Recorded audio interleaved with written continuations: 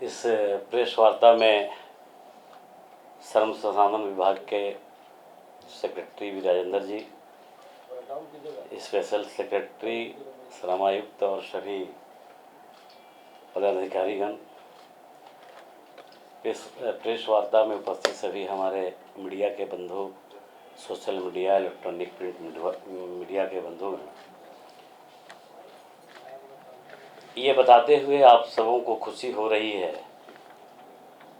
कि श्रम संसाधन विभाग जब से आदरणीय मुख्यमंत्री नीतीश कुमार जी के नेतृत्व में बिहार में सरकार चल रही है, तब से अनावरत ये श्रम लेबर डिपार्टमेंट वैसे श्रमिक जो संगठित क्षेत्र में हैं चाहे असंगठित क्षेत्र में हैं, और ऐसे युवा जो हमारे बिहार में जिनको कहीं से रोजगार की उपस्थिति नहीं रहती है, नहीं मिल पाता है, उन सबों की चिंता करते हुए जो गांव में रहते हैं, ये डिपार्टमेंट और माननीय मुख्यमंत्री आदरणीय नीतीश कुमार, उप मुख्यमंत्री आदरणीय सम्राट चौधरी जी और इनके नेतृत्व में जो सरकार चल रही है,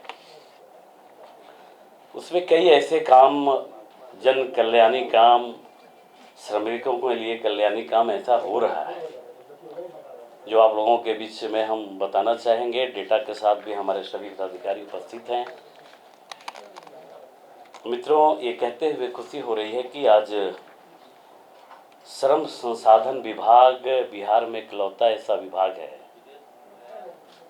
जो बिहार के वैसे अनछुए पहलुओं को टच करता है, छूता है, जो एक गुड गवर्नेंस सरकार की मंशा होती है, उस आधार पे चलने वाला, सबके सुख में सबके दुख में साथ रहने वाला विभाग है, सबके साथ चलने वाला ये विभाग है। उसी क्रम में कई ऐसे कल्याणकारी योजनाएं हैं जो हम लोग चला रहे हैं। विगत कुछ वर्षों से कई उपलब्धियां भी इसमें हासिल हुई हैं।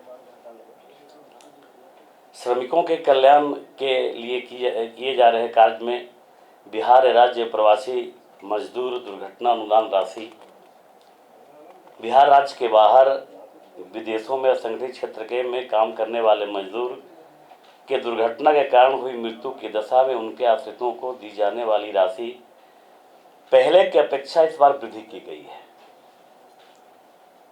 मृत्यु की दशा में 1 लाख से बढ़ाकर 2 लाख रुपया किया गया है।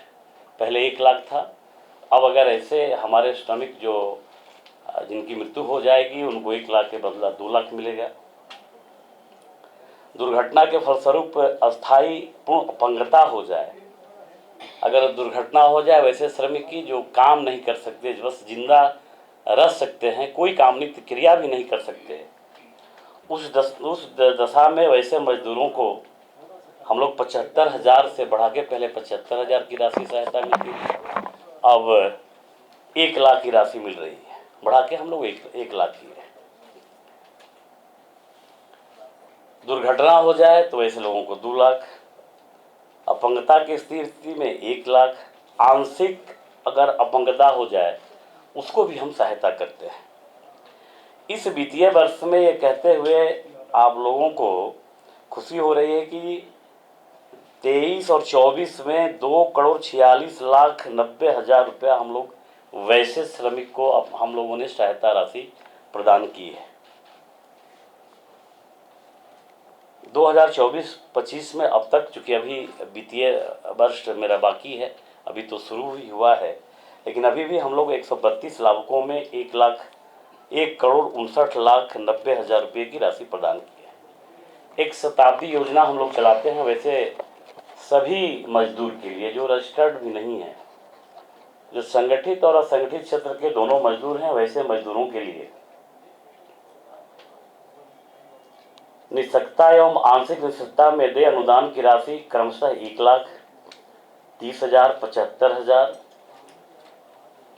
35,000 से बढ़ाकर 2,50,000, 1,50,000 कर दिया गया है। जो पहले मिलता था उसमें वृद्धि की गई, ये सरकार वृद्धि की है इस बार।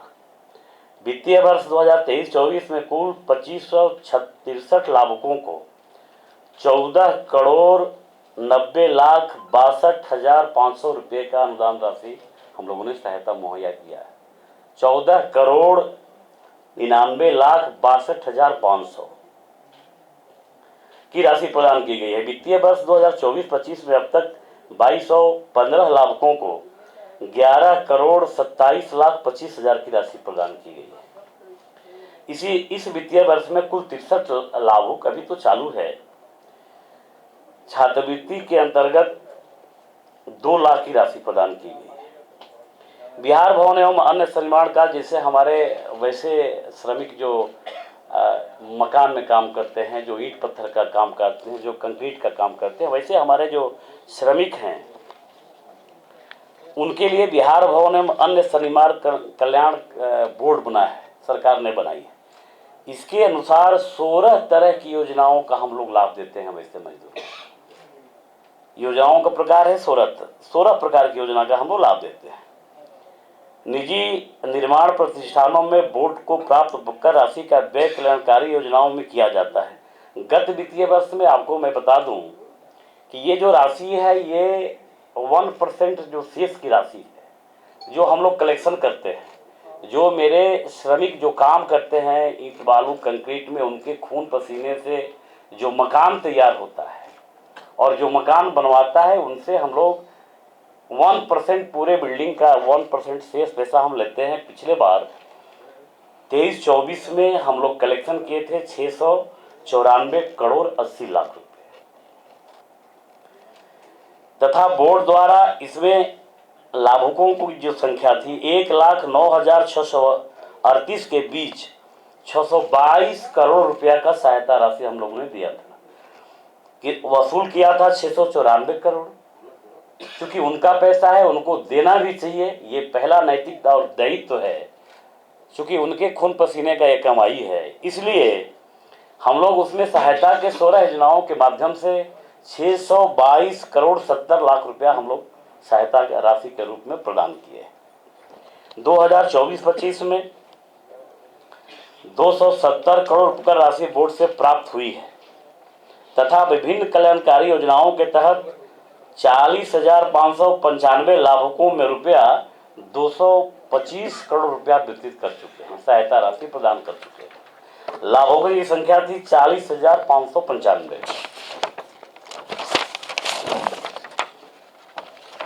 और उपस्कर राशि में वृद्धि हो।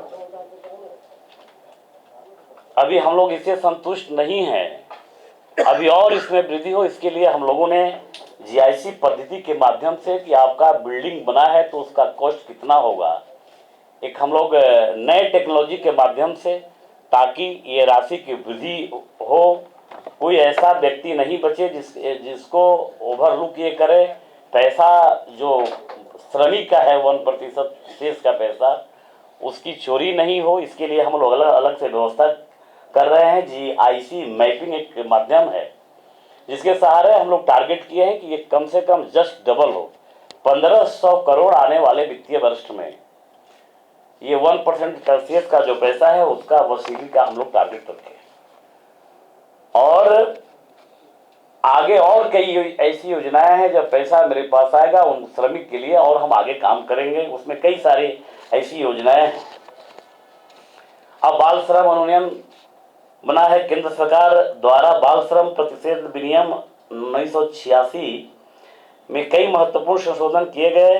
बाल किशोर जैसे धावा दल हम लोगों ने बनाया, वैसे बच्चे जिनसे काम कराना बिल्कुल निषेध है, नहीं करा सकते, वैसे भी कुछ ऐसे प्रतिष्ठान के लोग हैं जो रखते हैं, उनका शोषण करते हैं, उसमें त्वरित गति से कार्रवाई हो, ऐसे बच्चों का कोई शोषण नहीं कर पाए।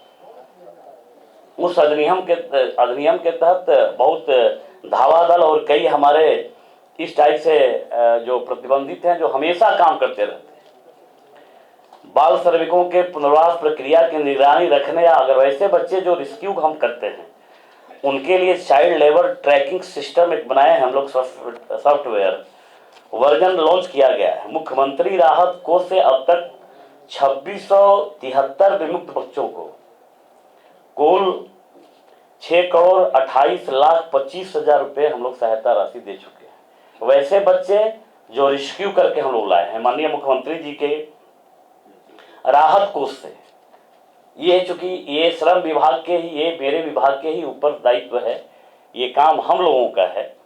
और ये आपके चैनल के माध्यम से भी हम ये कहना चाहेंगे कि समाज में वैसे भी लोग जिनके ऊपर समाज का नैतिक दायित्व है, चाहे किसी रूप में हो, बच्चा किसी का बच्चा हो, मेरा बच्चा हो या आपका बच्चा, उसका शोषण नहीं हो, आप सबका दायित्व है। तो हम आप लोगों से आग्रह भी करेंगे कि इस तरह का कहीं अगर कुछ लगता है तो आप लोग टीवी पे दिखाइए, या हो तो सेक्रेटरी से, विभाग से बात करिए, ताकि ऐसे बच्चों को हम लोग रिसीव करके उनके बाल शोषण से मुक्त कराया जाए।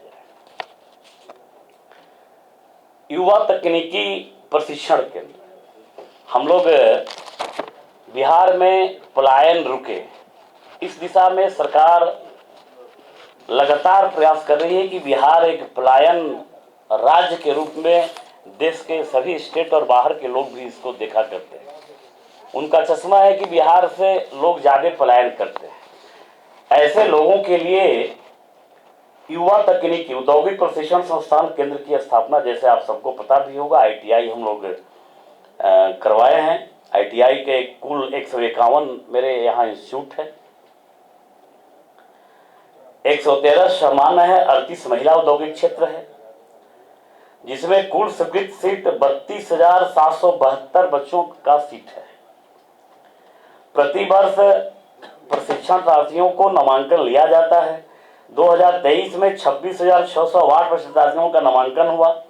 राज्य में कुल 1227 और हमारे जो निजी, जो प्राइवेट के जो हमारे इंस्टीट्यूशन है ITI वाले, उनकी संख्या है 1227 संस्थान संचालित हैं, जिसमें वर्ष 2023 में 1,271 प्रशिक्षणार्थियों का नामांकन हुआ था। अब आए कि हम लोग स्किल्ड कर दिए ITI करा के, लेकिन यहाँ तक हम लोग नहीं छोड़ रहे हैं। उन बच्चों को रोजगार का अवसर मिले, आगे भविष्य उनका सुधर सके, उनके भविष्य में किसी तरह की परेशानी नहीं हो, किसी पे आश्रित रहना नहीं पड़े, इसके लिए हम लोग कई ऐसे औद्योगिक इंस्टीट्यूशन से, औद्योगिक संस्थान से हम लोग MOU साइन करवाए हैं। उद्योगों की मांग के अनुरूप युवाओं का कौशल वर्धन करने, उन्हें स्वावलंबी बनाने एवं रोजगार के अवसर प्रदान करने के उद्देश्य से विभिन्न प्रतिष्ठानों, उद्योगों के साथ एकरारनामा किया गया है। वर्तमान में संस्थाओं द्वारा 338 प्रतिष्ठानों से एकरारनामा किया गया है, जिसके अंतर्गत 2365 ऐसे हमारे बच्चे हैं जिनको ऑन जॉब ट्रेनिंग, जिनको ट्रेनिंग हम लोग देते हैं, अगर डिमांड किसमें हुआ, उसमें वो स्किल्ड नहीं है या उसको परेशानी है, वो बोलने की परेशानी है, उसके लिए ऑन जॉब ट्रेनिंग हम लोग भी कराते हैं उन बच्चों को। उसमें अभी तक 2365 बच्चे हमारे अभी तक आए हैं।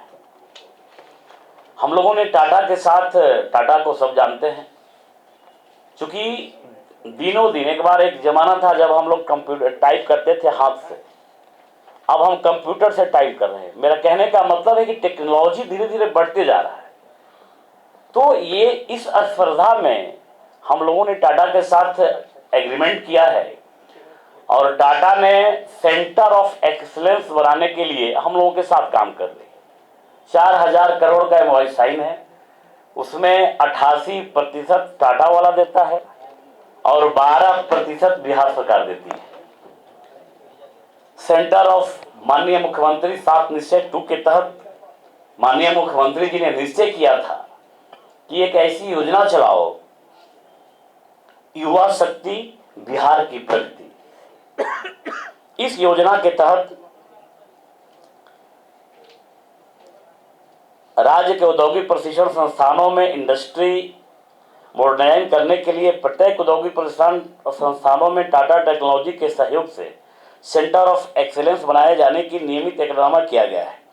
इसके तहत संस्थानों में 23 तरह ट्रेड के 23 ट्रेड, जैसे इलेक्ट्रॉनिक्स हो गया, प्रिंट वाला हो गया, सिविल हो गया, और कई ऐसे हमारे जो ट्रेड हैं, 23 तरह के ट्रेड की पढ़ाई होती है, जिसमें रोबोट का भी अब हम लोग शिक्षा देने जा रहे हैं।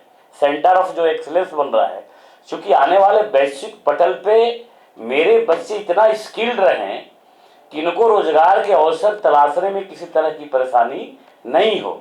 इसको ध्यान में रखते हुए माननीय मुख्यमंत्री जी के 7 निश्चय 2 में युवा शक्ति बिहार की प्रगति कार्यक्रम के तहत ये कार्यक्रम चलाया जा रहा है।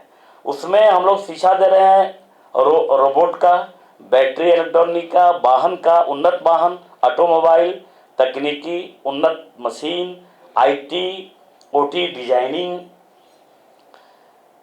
और मैंने 3D जो अभी 3D 4D अब तो आने लगा, 4D अब तो 3D लगता है कुछ समय के बाद अब 4D आ जाएगा। तो उस तरह 3D मैन्युफैक्चरिंग में भी हम लोग अपना इस तरह का भी ट्रेड हम लोग ITI के बच्चों को सेंटर ऑफ एक्सीलेंस में दे रहे हैं।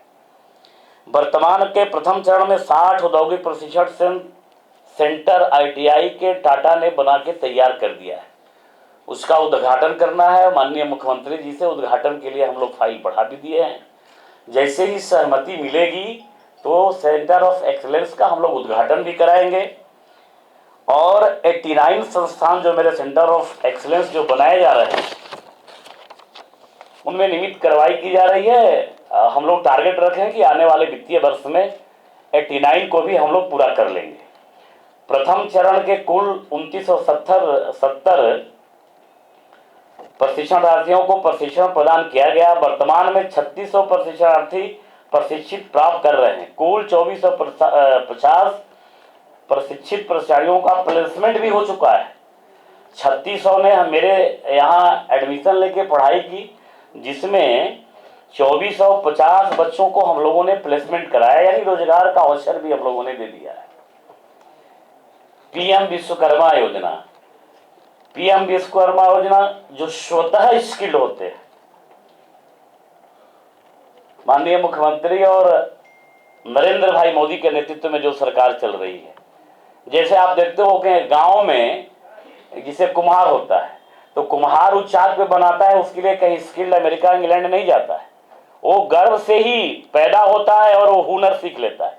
वैसे बच्चा और आगे जाए, इस वैश्विक पटल पे अपना उपस्थिति दर्ज करा सकें, इसके लिए PM ने विश्वकर्मा योजना चलाई है, लागू किया गया। इस योजना में वर्ष 2023 में इस योजना के तहत 18 तरह के कारीगरों को, शिल्पकारों को यथा बढ़ई, सुनार, धोबी, लोहार इत्यादि को विश्वकर्मा के रूप में मान्यता दी जाएगी। वो जो बनेंगे उनको अब बढ़ई लोहार हम नहीं कहेंगे, उनको हीन भावना से नहीं देखेंगे।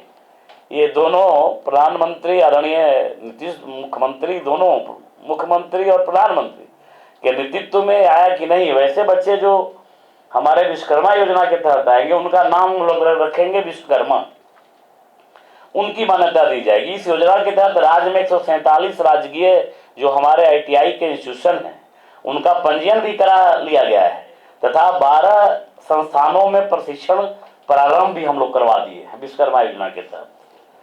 PM सूर्य योजना, प्रधानमंत्री सूर्य योजना, भारत सरकार द्वारा एक प्रधानमंत्री का एक सपना है कि आने वाले समय में हर घर में मुफ्त बिजली मिले। बिजली के लिए कोई पैसा अतिरिक्त किसी परिवार को नहीं देना पड़े, इसके लिए सोलर लाइट, सन के लाइट से सोलर लाइट करना है। लेकिन एक विषय आया है कि अगर हर घर में ये सोलर लाइट लग जाएगा तो उस बनाने वाले फिर कहां से आएंगे, उसमें जो कोई गड़बड़ी आएगी वो लड़के फिर कहां से आएंगे, एक परेशानी आएगी। तो मुख्यमंत्री जी ने चिंता व्यक्त की है कि भाई PM योजना के तहत और प्रधानमंत्री जी ने हम लोग पहले से जो आने वाला समय है उसके लिए हम लोग वैसे बच्चों को स्किल्ड करके सोलर लाइट का जो सिस्टम होगा बनाने का, बिजली प्रोडक्शन करने का, बिजली डिस्ट्रीब्यूशन करने का सोलर लाइट का, उसको हम लोग स्किल्ड करेंगे। इसके लिए पहले से ही हम लोग भारत सरकार द्वारा छत क्षमता को अपनाने एवं आवासीय घरों को अपनी बिजली पैदा करने के लिए सशक्त बनाने के उद्देश्य से दिनांक 29 फरवरी 2024 को PM सूर्य घर मुफ्त बिजली योजना की मंजूरी दी गई है। राज्य में 18 ऐसे हमारे ITI इंस्टीट्यूशन हैं PM सूर्य योजना के अंतर्गत, जिसमें प्रशिक्षण भी चालू कर दिया गया है। वर्तमान में 423 प्रशिक्षणार्थी शिक्षा भी प्राप्त कर रहे हैं सोलर लाइट को कैसे बनाया जाए। बिहार कौशल मिशन, माननीय मुख्यमंत्री जी के नेतृत्व में बिहार कौशल मिशन 16 सहयोगी विभागों को लगभग 2500 प्रशिक्षण केंद्रों का सहयोग से राज्य के लगभग 31 लाख युवाओं को प्रशिक्षण कार्यक्रम में सम्मिलित किया गया है चुका है, जिसमें लगभग 22.50 लाख का सफल प्रमाणीकरण भी किया जा चुका है। यानी 31 लाख जो बच्चे हमारे बिहार कौशल मिशन के तहत जो मेरे यहाँ स्किल्ड होने के लिए एडमिशन लिया था, उसमें 22.5 लाख बच्चों को हम लोग प्रमाण पत्र भी दे दिए स्किल्ड का। अब सतत प्रयासों से प्रशिक्षण कार्यक्रम में महिलाओं की भी भागीदारी की काफी बढ़ाया गया है, जो 45% से ज्यादा हो गया है। साथ ही अब तक प्राप्त आंकड़ों के अनुसार लगभग 3 लाख लोग रोजगार से जुड़ चुके हैं। वैसी हमारे बच्चियां, मेरी माताएं बहनें करीब 3 लाख जुड़ चुकी हैं रोजगार से। संचालित प्रशिक्षण कार्यक्रम बिहार कौशल मिशन द्वारा बिहार विभिन्न प्रकार के प्रशिक्षण कार्यक्रम तहत कुशल युवा programme KYP, domain skill, RPM, RTD, GST, Tally, ऐसे कई कार्यक्रम संचालित हैं।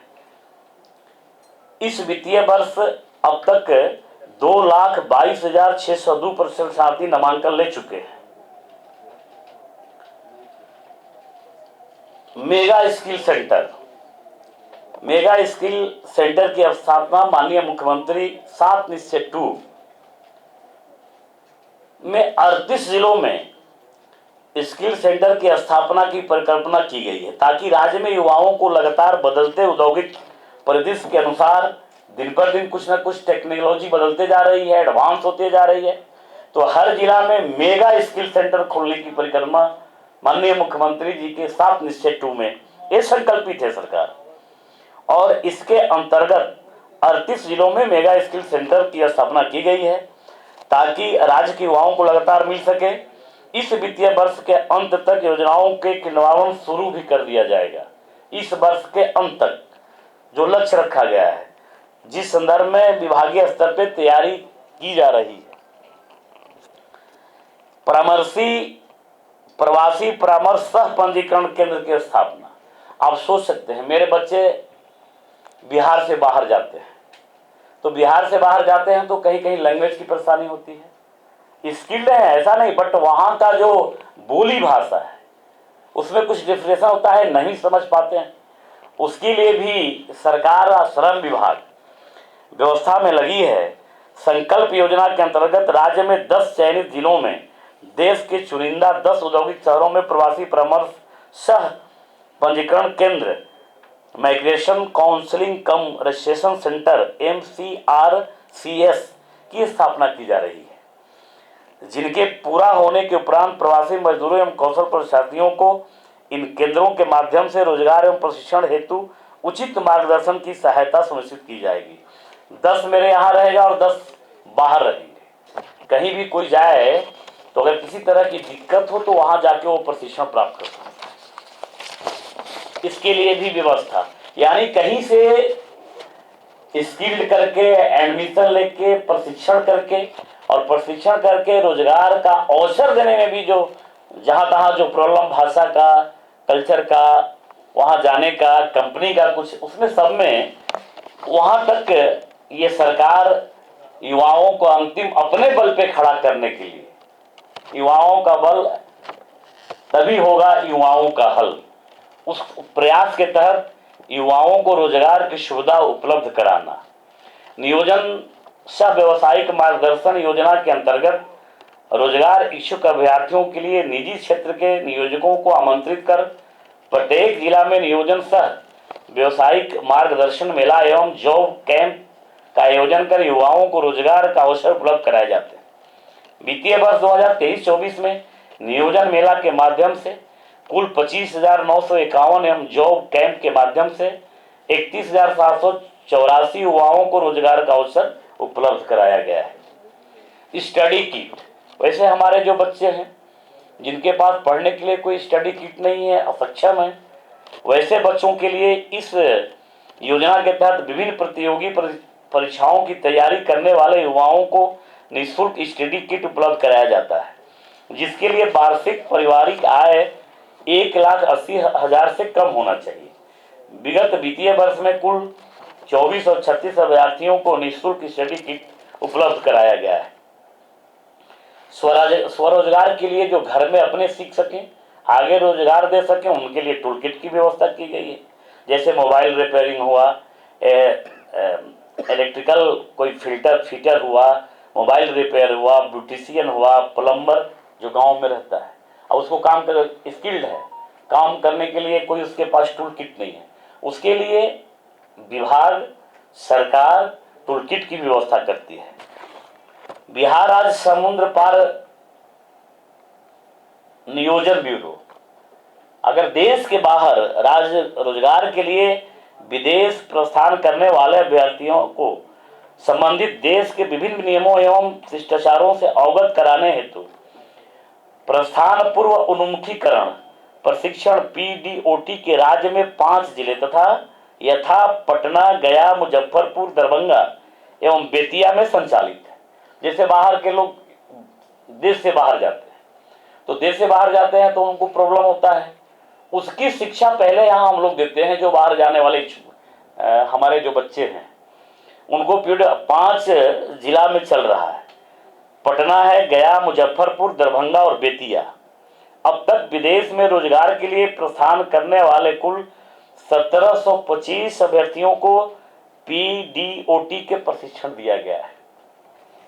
उत्प्रवासी संस्थान केंद्र इमिग्रेशन रिसोर्स सेंटर विदेश में रोजगार के इच्छुक अभ्यर्थियों को विदेश में रोजगार प्राप्त करने संबंधी प्रक्रियाओं, इस क्रम में आने वाली कठिनाइयों एवं सुरक्षित प्रोत्साहन के संबंध में विस्तृत जानकारी उपलब्ध कराने हेतु राज्य के सभी जिलों में संचालित नियोजनालय वर्ष 2022 में प्रवासी संस्थान केंद्र इमिग्रेशन रिसोर्स सेंटर के रूप में कार्य कर रहे हैं। अब तक कुल 91 विशेष जागरूकता कैंप के माध्यम से कुल 2129 अभ्यर्थियों को मार्गदर्शन दिया भी गया है, जो अपने देश से बाहर गए हैं रोजगार के लिए, वैसे हमारे बच्चे हैं।